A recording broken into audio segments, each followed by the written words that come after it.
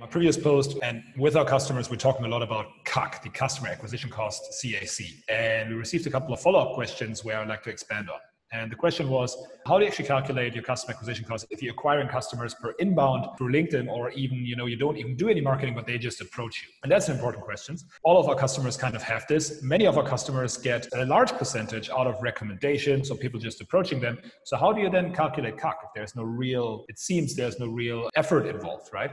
So your CAC can always be calculated because it's the total cost it takes to take a cold prospect to your customers in onboarding or a signed deal, whatever you want to define as a customer. And if you're struggling to calculate your customer acquisition cost because you have a lot of inbounds or doing ads, then what we, for example, do is we split up our customer acquisition cost into marketing customer acquisition and sales customer acquisition. So let me explain those two differences.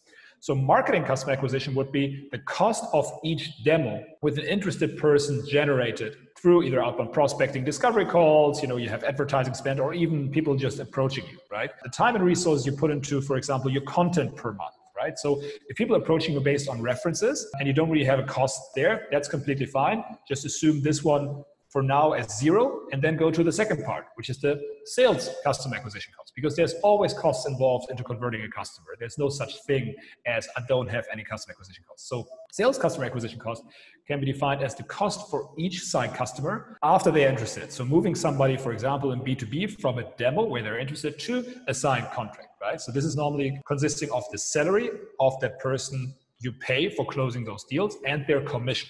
If you, for example, work with commission only, which is not so common in Europe or Germany, it's probably the sales commission. So there's two things to take a look at. There's always a customer acquisition cost. First of all, if you're receiving inbounds and you don't know where they're coming from and it seems they're effortless, please still look at the sales customer acquisition cost. If you have advertising spend or do anything like content, like me putting time into here, producing videos, that's marketing customer acquisition cost. And I, for example, calculate my time or my advertising spend that it takes me to get one questionnaire or one demo.